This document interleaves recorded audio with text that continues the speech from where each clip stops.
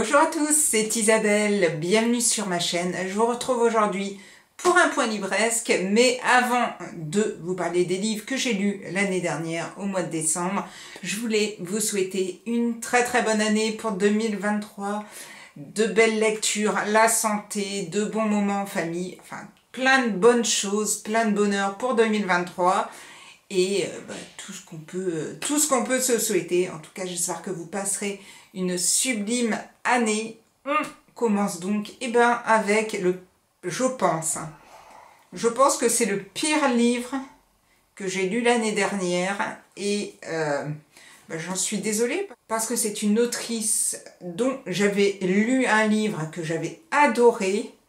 Et là, j'ai eu un coup de cœur avec cette autrice l'année dernière et un flop sur le livre d'après. J'ai lu que 2 livres, un très bon et un très mauvais, tout du moins à mon goût. Il était très bien noté sur Livre Addict, mais vraiment très bien noté et voilà. Maintenant, c'est pas mon style. Je m'attendais pas à ça. En fait, quand j'ai commencé le livre, et je vais pas garder le suspense plus longtemps, ma pire lecture de 2022 est, roulement de tambour, La doublure de Mélissa d'Acosta. C'est paru chez Albin Michel. J'avais adoré Tout le bleu du ciel et je me suis dit je vais lire un autre roman de Mélissa d'Acosta. Et celui-ci m'est tombé entre les mains et je me suis dit allez, hop, je le lis, je sais pas de quoi ça parle, on y va, ça sera toujours, je pense, dans la même veine que Tout le bleu du ciel. Eh ben non, pas du tout, mais alors pas du tout, de chez du tout. On est ici avec le personnage d'Evie. Au tout début, cette jeune femme vit donc avec un garçon, elle est sur Marseille, elle n'a pas une vie très épanouie. Son mec se barre, il est marin et puis il a décidé de partir vivre à l'étranger et il la plaque. Et donc elle se retrouve un peu toute seule, perdue dans Marseille et elle décide de partir un petit peu pour une nouvelle vie. Et là, elle va croiser le chemin de Pierre. Et Pierre va lui proposer un boulot à Saint-Paul-de-Vence, travailler avec sa femme qui est artiste peintre dans une galerie. Evie, elle voit là le renouveau dont elle avait besoin et elle va donc partir à Saint-Paul-de-Vence, dans un endroit qu'elle ne connaît pas du tout. Elle va vivre chez ce couple qu'elle ne connaît pas non plus et elle va donc devenir l'assistante de cette femme qui s'appelle Clara, qui a des peintures assez bizarres et elle va donc tout départ devenir assistante et en fait au-delà de ce mot assistante, elle va en fait devenir ce que le titre nous montre déjà, c'est-à-dire sa doublure. Elle va, parce que cette femme Clara, elle ne veut pas se montrer, Evie, qui lui ressemble un petit peu, va prendre sa place et va aller dans toutes les mondanités en se faisant passer pour Clara. Bon, alors voilà un petit peu le pitch et déjà ce qui m'a déplu, l'histoire. Et je me suis dit comment on peut passer de Tout le bleu du ciel à ça. Parce que là, dans mes mains, c'était 50 nuances de grès, quoi. C'est tout ce que je déteste dans les livres. Tout est concentré dans ce livre. C'était pour moi horrible. Je vous avouerai que à la fin, j'ai passé même des pages et j'en ai passé pas mal. Et je suis arrivée à la fin, je fais ouais, d'accord, c'est ça la fin. Non mais foutage de gueule, donc voilà. Vous doutez bien, j'ai détesté ce bouquin-là. Je peux comprendre, c'est vrai que bon, moi, c'est pas mon truc, hein, ce type de bouquin, c'est pas du tout mon truc, mais j'ai pas été attirée, même pas attirée, hein. J'ai pas compris les personnages, je les ai trouvés tous sans intérêt. Et je me demande comment ce livre peut avoir une telle note. C'était, je crois, 17,2 sur 20 sur Livre Addict. Alors, je peux vous dire que la mienne a fait chuter un petit peu, mais pas des masses, parce que je dois être une des seules à ne pas avoir aimé ce livre. Donc si vous l'avez lu, dites-moi ce que vous en avez pensé. Est-ce que vous êtes de mon côté, vous l'avez détesté? Est-ce que vous l'avez beaucoup aimé, comme la majorité des personnes? Mais pour moi, foutage de tronche, quoi. Et je vais m'en débarrasser le plus vite possible. Je l'ai gardé juste pour la vidéo, mais là, c'est fini. Bye bye la doublure.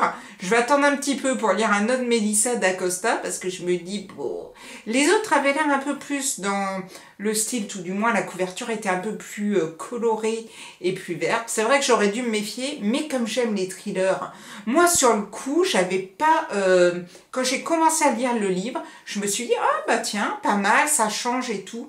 C'est après que voilà, que ça l'a moins fait. Mais le tout début pouvait être intéressant. Mais voilà, ça n'a pas pris la trajectoire que j'aurais voulu qu'elle prenne. Bon, après, c'est son livre quand même, c'est pas le mien non plus. Hein. Du coup, après ce désastre livresque, je ne suis pas allée jusqu'au bout et j'ai quand même mis 10 jours à le lire. J'ai choisi de lire une BD. Et j'ai pris une BD de Fabien Toulmy que j'adore, qui s'appelle Suzette ou le grand amour. Et ça fait du bien. Ça fait beaucoup de bien. Après le Mélissa d'Acosta.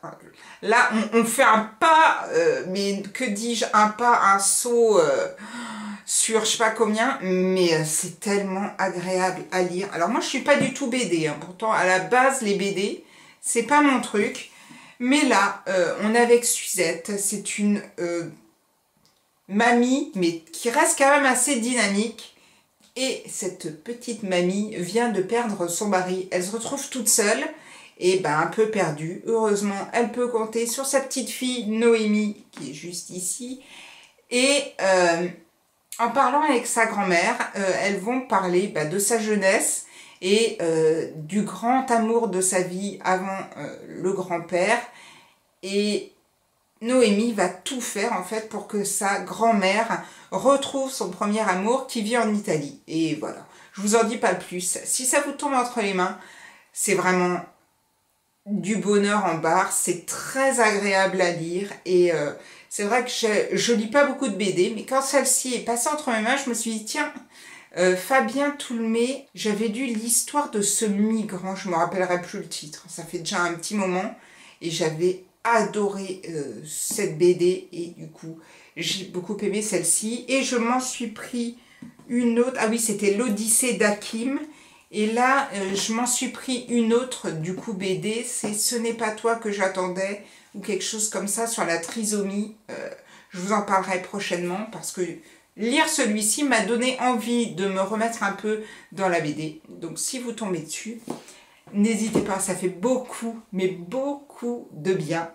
Je vais prendre les 3 autres, ils sont tout petits. J'ai ensuite continué, j'ai lu le dernier livre de David Fuenquinos, numéro 2, paru aux éditions Gallimard. Et ce livre, vous en avez sûrement entendu parler partout, parce qu'au moment où il est sorti, on en a vraiment, mais parlé partout, sur toutes les chaînes il sortait ce bouquin. Moi j'ai mis du temps à le sortir, pourtant bon, David Fuenquinos c'est un peu je t'aime moi non plus, il y a des livres que j'adore de cet auteur et d'autres un peu moins. J'avais du coup hâte, quand je l'ai eu entre les mains, j'avais hâte de le découvrir. On est ici donc avec l'histoire du jeune garçon qui était avec Daniel Radcliffe pour passer le casting de Harry Potter et qui n'a pas été choisi, d'où le numéro 2. Et j'ai beaucoup aimé ce livre, j'ai beaucoup aimé suivre ce garçon, l'espoir qu'il a eu, la détresse qu'il a vécue quand il a été évincé de ce rôle, lui qui à la base c'était pas vraiment quelque chose qui lui plaisait, mais on lui avait tellement fait miroiter le rôle et sa vie après que il l'avait idéalisé et c'est vrai qu'il a fait une chute de très haut et j'ai beaucoup aimé découvrir ce personnage, découvrir ce qu'il vit après, comment il le vit, ce succès qu'a eu ce film, et lui bah, qui en entend parler partout et qui déjà s'est senti extrêmement dévalorisé. Enfin moi j'ai vraiment beaucoup aimé et j'ai beaucoup apprécié d'aller jusqu'à la fin. Je trouvais que dans la détresse du personnage, il y avait quand même une part d'optimisme et franchement ça m'a bien plu. Donc si vous ne l'avez pas encore lu, n'hésitez pas à vous plonger dedans.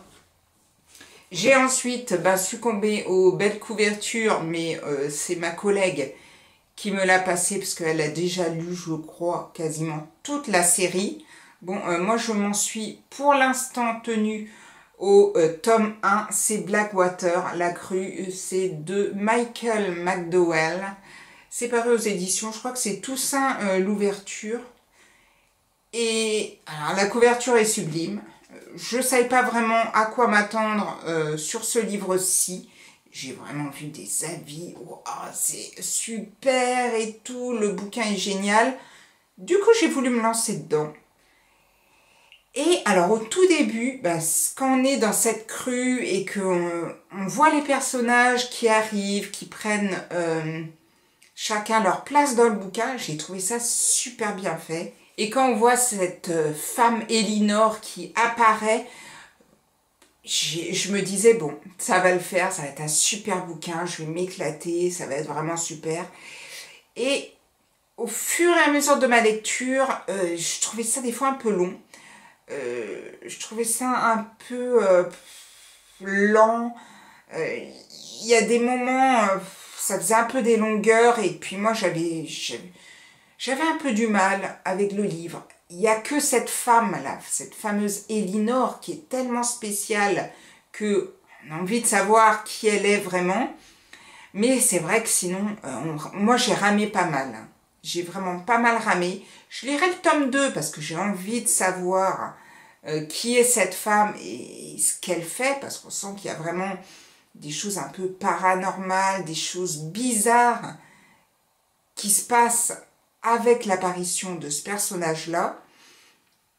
Mais bon, si le tome 2 est aussi long, parce qu'il fait 250 pages, ça risque d'être dur pour moi. En tout cas, celui-ci n'a pas eu l'emballement qu'il aurait dû avoir vis-à-vis des autres avis lecteurs. Moi, j'ai quand même pas mal ramé. En période de crue, c'est plutôt pas mal non plus.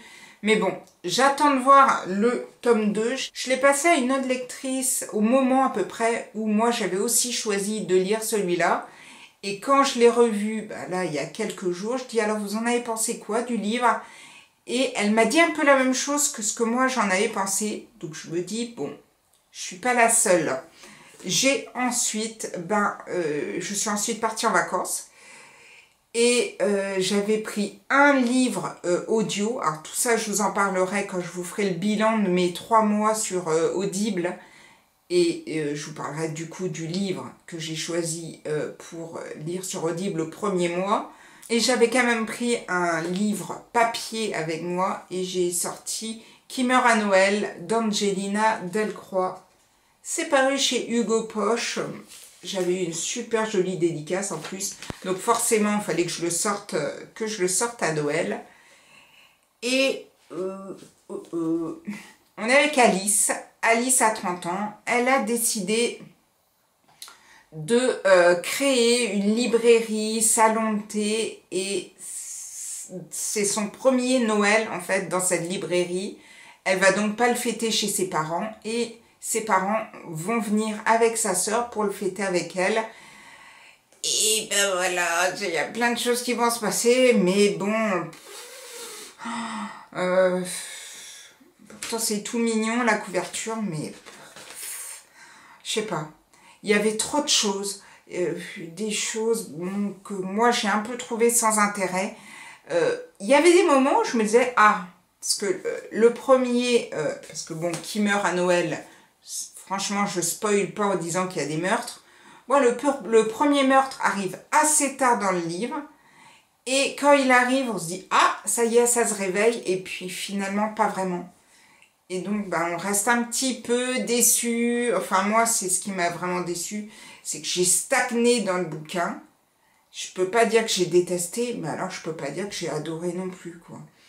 Et je sais pas, sur 20, j'ai dû donner 8 ou 9 sur Livre Addict, parce qu'au final, ben, même pour un livre mignon sur les meurtres, moi il m'en fallait quand même un petit peu plus, quoi. Là c'était vraiment, enfin tout du moins moi j'ai trouvé, c'était vraiment mes mignonettes chez Mignonnet, quoi.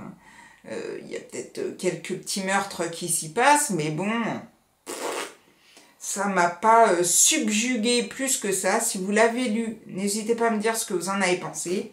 Tout comme Blackwater. Le numéro 2, Suzette et